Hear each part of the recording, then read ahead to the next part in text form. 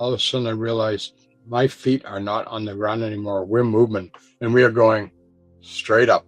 We're getting out of here. I mean, that's all I cared about. We're getting out of this place. And I look up to where we're heading, and what I see is what at first I think is a huge galaxy of stars. Except then I realized that all the stars are moving this way and that way. And it's not stars. They're other beings of light. Hello, everyone. Welcome to Beyond the Veil. Today we hear from Howard Storm, a former atheist whose near-death experience took him on an unexpected journey beyond this world. What he discovered on the other side changed his life forever. My name is Howard Storm. I had a near-death experience June 1st, 1985, and it changed my life completely. It was like a 180-degree change in my life. Prior to my near-death experience, I was a real diehard atheist. At that time, I was 38 years old. I was a college professor, completely self-centered about my career and my life. You know, I thought religion was a bunch of superstitious nonsense, fairy tales made up for people that didn't have the courage to face the fact that life had no meaning, no purpose. Like the bumper stickers that were popular back then used to say, life sucks, then you die. All the gratification you could get, any way you could get it, without getting in too much trouble, and live for yourself because nobody else cared about you. June 1st, 1985, I was at the end of a 3-week art tour with a group of my students from the university where I taught. At 11 o'clock in the morning in the hotel room, trying to get the students going, I collapsed on the floor with the most acute pain I'd ever experienced in my whole life. My wife called the desk at the hotel. They called an emergency medical service, and a doctor came within probably 10 minutes.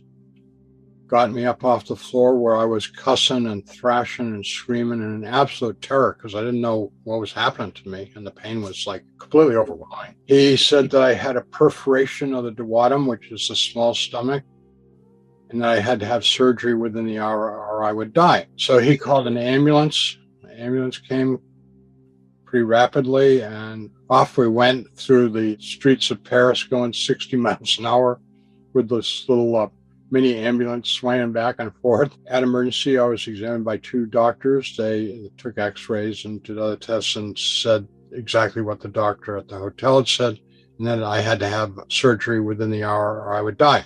And they sent me off to the surgical unit, Cochin. When I got to Cochin, I was put in a room, but there was no surgeon available at the surgical hospital. For the next 10 hours, I never saw a doctor.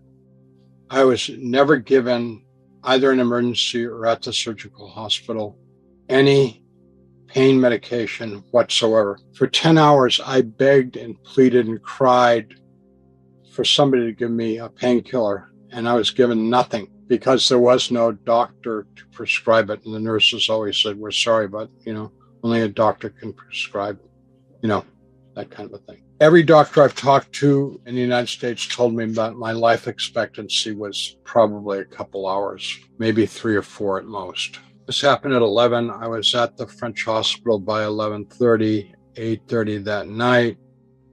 Nurse came in and said she was sorry, but they were unable to locate a doctor, and they would try and get one the next day, which would have been Sunday.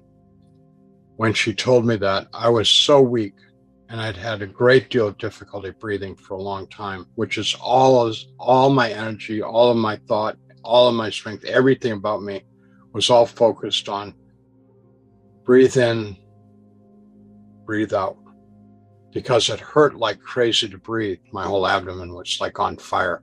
And when I say like on fire, I don't mean that as an exaggeration. I mean it literally. It was like the inside of me was full of burning red hot coals. When the nurse left the room, I told my wife, I said, it's time for us to say goodbye. Tell my kids I love them. Tell my parents I love them. She started crying like I'd never seen anybody ever cry before, because this was farewell, forever, goodbye.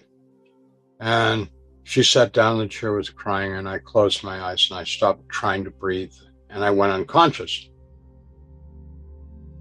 I woke up and I felt wonderful. Absolutely wonderful. The best I ever felt in my whole life. And I was like delighted, happy, amazed, surprised, like bewildered. But the good thing was like I felt really good. And before I'd felt the worst I ever felt in my whole life. And now I felt really good. I did a reality check of my body, and like my taste, sight, smell, touch, everything was greater than it had ever been in my whole life. And I tried to communicate with my wife. From my perspective, she didn't react to me. Of course, she couldn't see me or hear me standing there yelling and screaming at her. I turned to my roommate, who was a very kind Frenchman, got no reaction from him. I was very angry. I was very confused. And then the worst possible thing happened. I saw that the body in the bed that I'd been lying in, was there. And when I looked at its head, it looked just like me. If you're a sane person, you can't be two places at once. That's not possible. I refused to accept that that was me because I was alive standing next to this body. There was this thing that looked like me in the bed, but that's not me.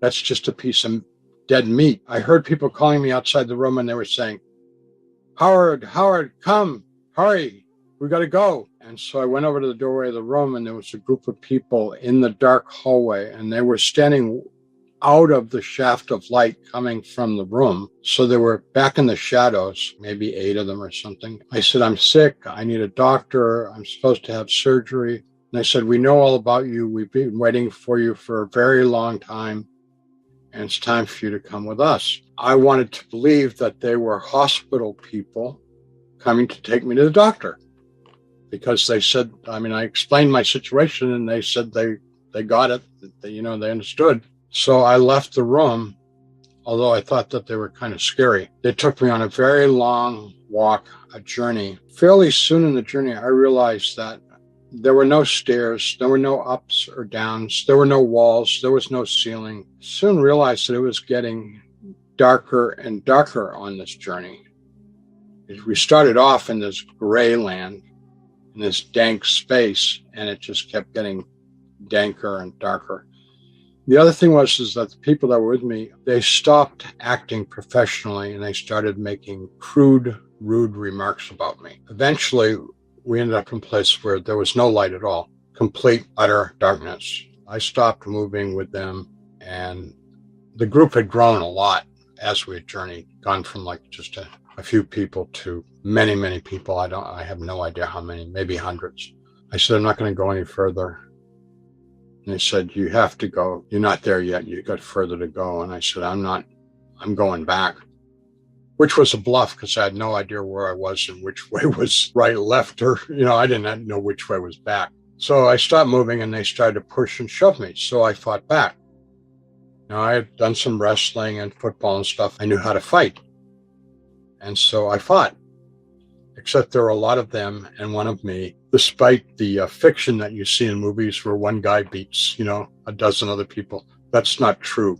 1 against 2 might be possible, but 1 against 20 or 100, forget about it. I'm punching, I'm hitting, I'm kicking, and they're giving it all back to me. And then their fighting turned into biting, clawing, scratching, and being invasive and doing things to humiliate me. They wanted to tear me apart, which they did. When they had completed their job and me lying there like a piece of roadkill on the ground of that place, I was still alive, still thinking, and it's like, why? What is this? Where am I? How did this happen to me? Who are these horrible people? Except there was no way out. I'm roadkill. I'm all eviscerated. My guts are spread out all over the place. I wasn't amusing them anymore because I wasn't reacting. I heard a voice from outside of myself say, pray to God. And I thought, I don't believe in God. That's ridiculous. And I'll pray. And the voice said, pray to God. And I thought, I don't even know how to pray. I haven't prayed since I was a child. I don't even know what to say. And the voice very strongly and kind of loudly said, pray to God. I went to Sunday school and we learned prayers. So I'm trying to remember something that I'd memorized. So I'm doing it. The people around me became incredibly angry. And they were saying in language that's the most obscene, horrible language I've ever heard in my whole life. that there is no God and nobody can hear me. And now if I don't stop, they were going to make things much worse for me. Well, for the first time in my whole experience with these people, I was able to get a reaction from them. It was a bad reaction, but at least it was like I was able to metaphorically punch back. So I started making up prayers. I've never told anybody what I actually prayed because it was very crude. Something like, God is going to expletive deleted get you, using God as sort of like the fist to, bash them. And the more I mentioned God, the more they were screaming at me to stop. But the important thing was that they kept retreating back into the darkness because they could not bear any mention of God.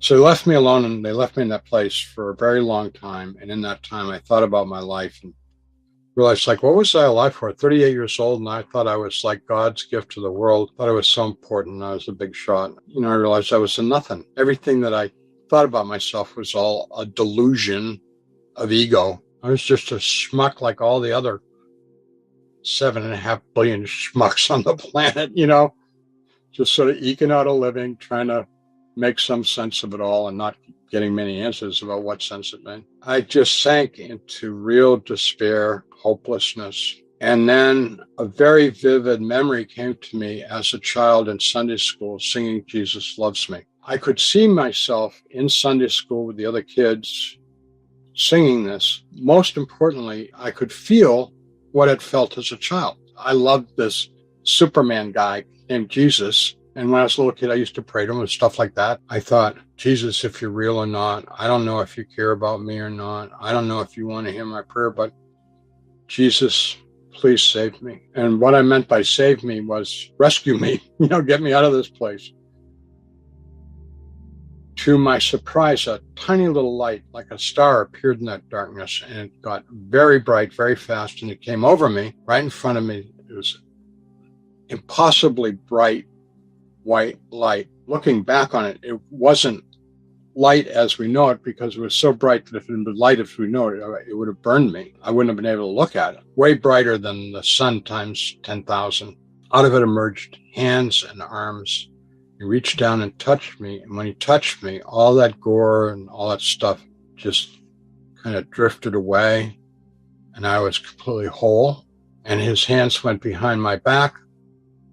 And he picked me up and put his arms around me and held me very strong, very tight up against himself.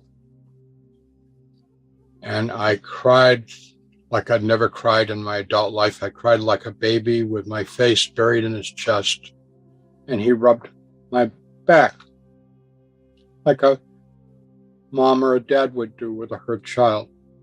And it was the greatest happiness and love that I've ever experienced in my life. And I knew that he didn't just love me. He wanted me and cared about me. I'm just basking in that great love. All of a sudden I realized my feet are not on the ground anymore. We're moving and we are going straight up. We're getting out of here. I mean, that's all I cared about. We're getting out of this place. And so we're moving and going faster and faster. And I'm trying to get my composure because I've been crying so hard. And finally get enough. And I look up to where we're heading. And what I see is what at first I think is a huge galaxy of stars. Except then I realized that all the stars are moving this way and that way. And it's not stars. They're other beings of light. And we're moving towards it. And I think to myself, he's made a terrible mistake. I'm a piece of garbage and I don't belong here. So I felt so dirty. And with that, we stopped outside of this realm of light and light beings. And he spoke to me for the first time telepathic. And he said, we don't make mistakes. You do belong here. And I thought, I didn't say, how'd you know what I was thinking? Because I didn't say it. He said, I know everything you've ever thought. And then I thought, oh, this is really bad because I've thought a lot of things that I don't want you to know that I've thought. And he laughed. And when he laughed, it was like, whew, he's got a sense of humor. So we began to converse. Kind of funny to say, but he's the coolest guy. He's very cool. Very relatable, easygoing. I call Jesus my best friend. because he is my best friend. He's also my Lord and Savior and King of Kings and all that good stuff, but he's my friend, and he wants to be all of our friends. He said, I got some people I want you to meet. And he called out with musical tones, and a group of what I refer to as angels came, and he said, now they've recorded your life, and they want to show you your life. So I had a life review where we went over my life in chronological order. And as it progressed out of my childhood into moving into adolescence and adulthood, it kind of went south, and I saw what a selfish jerk I'd become and how much hurt I had caused my mother, my father, my friends, everybody, by being so selfish. Because what they wanted to show me was how to be a kind, loving person. And I was not that. I was a successful person, which to me was what mattered. And the kind and loving part was like a sign of weakness. To put it crudely, I wanted to be the biggest, baddest bear in the woods. I wanted people to be afraid of me because I thought that's what a real man does, You rule by intimidation. There are many times in my life review when I said, I want to see this. This is awful, And I knew that I was really causing pain with Jesus and with the angels, with the stuff that I did with my life. But they said, no, you need to watch this. You need to see this. And at the end, when it was over, Jesus said, do you have any questions? And I said, I got a million questions. He said, ask all your questions. So I asked him everything I could think of to ask him. And he answered all of my questions patiently, kindly, thoroughly. And then he gave me the bad news that I had to come back to this world, which I vigorously did not want to come back to this world. I want to go to heaven. He overcame my objections about coming back here with reason and kindness and patience. And when I came back, I was back in the body, back in the pain, and immediately a nurse came into the room. This was now 9 o'clock at night, half an hour from when she'd been in there earlier. She said, the doctors has arrived, and we're going to prepare you for surgery. And I had the surgery at 10 o'clock. The next morning, when I woke up from the surgery, I knew that the most important thing in my life had happened to me and that I was going to have to remake myself. Now, I'm 38 years old. And I spent 38 years building this person, this character. And now I'm thinking, okay, now I've got to demo the whole thing and build a whole new person. Where do I begin? What do I do? So that's what I've been working on since 1985, trying to build a new person. The way that I've done that is by following Jesus Christ, who I believe is the Son of God, and that for a time, 2,000 years ago, he was fully human and fully divine to show us what human beings could be and should be. And so that's the story of my life.